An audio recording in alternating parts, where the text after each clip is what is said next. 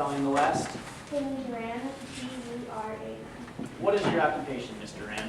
I'm the Director of Information Technology for the local hospital system. Can you tell me a little bit about your family? Well, I've never been married, but I do have one daughter, Jessie. I was waiting for the ideal marriage, but unfortunately when I realized it wasn't going to work out, and I didn't want to start a family, so I found a surrogate. What's it like for you being a single parent? Well, it certainly is tough. I don't have much of a support system to lean on. I don't have any siblings, and my parents are in a position on their hand. That's why I was so excited to move to Fairview. Why did you move to Fairview? There are many young families who live there, so I thought it would be Jessie with one of my friends while she grew up, like Sydney Park. Who is Sydney Park? She was one of Jessie's best friends. When did the Park family move to Fairview? We moved to Fairview back in 2004. Did you have any relationship with them prior to 2004? Yes, Andy was actually working in the hospital on the day Jessie was born. She was so helpful in getting ready to care for Jessie.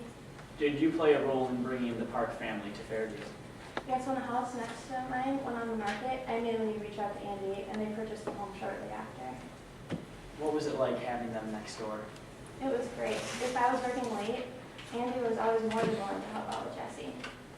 Now, when Jessie played, either on her own or with Sydney, what did she like to do? Well, Jessie, from a very young age, was always fascinated with the military. She would always ask me for Army guides for every special occasion, but eventually these requests turned into video game systems. And you purchased these systems for her? Yes, I'm a techie for a living, so I have no problem buying a new system for her. What about the games? Well, at first, I was hesitant about purchasing the war games, but I tested them all myself first, and I personally believe they weren't realistic at all, so she was able to play them when she turned 10. Now, did Jessie play these games with Sydney? Yes, she did. Did you ever talk to Jessie about what was shown in these games? Absolutely. I reminded her that everything she was seeing on the screen was pretend. I told her that war was sad and guns were very dangerous. Did you ever have a similar conversation with Sydney? No, I did not. Did you have any restrictions when it came to Jessie's video game habit? Yes, I do not line up purchasing any gun-type accessories you could hook up to the screen. And why? I saw no reason for Jessie to know how to hold a gun, whether it was real or fake. Now, moving on to the week of the incident, August 18th. Do you know an individual named Danny Brooks? Yes, I do. Who is Danny Brooks? Danny Brooks was the park's babysitter. Did Danny ever watch Jessie? Yes, when Jessie would go over there. Now, was Jessie over at the Park's home on August 17th? Yes, her summer day camp was closed and I didn't want her to stay home alone. What happened when you picked Jessie up that day? I was reminded that the Parks had a gun in their house. How did you react to this? At first I was shocked, but I trusted that my friends would keep the gun in a safe location. Did you address the issue with the Parks that night? No, unfortunately I never got the chance to. How about Jessie? Did you address it with her? Yes, even though I trusted that the gun would be kept safely, I reminded her for a second time that guns are dangerous and she should never touch one. Now, on August 18th, 2010, can you walk me through that morning? Well, I didn't have to go into work until 9, but Jessie came into my room around 7:30 and asked me if it was time to go to Sydney's yet. Did you find this odd? Well, at first I did, but I just figured she and Sydney had something fun planned for the day because she had mentioned how she wanted to go to the splash pad at the park.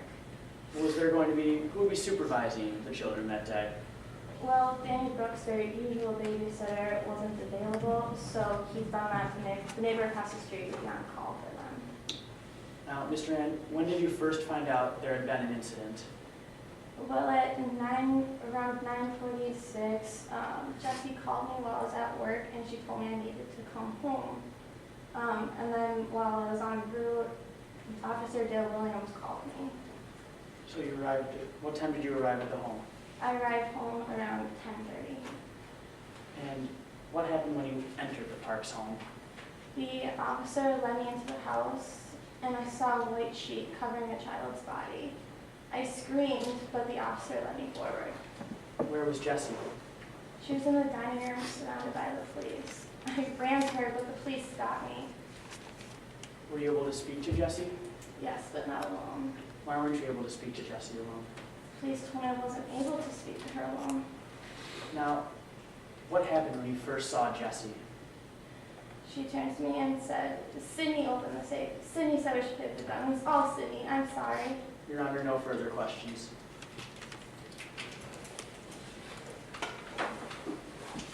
Recall stand remaining quiet. Sure.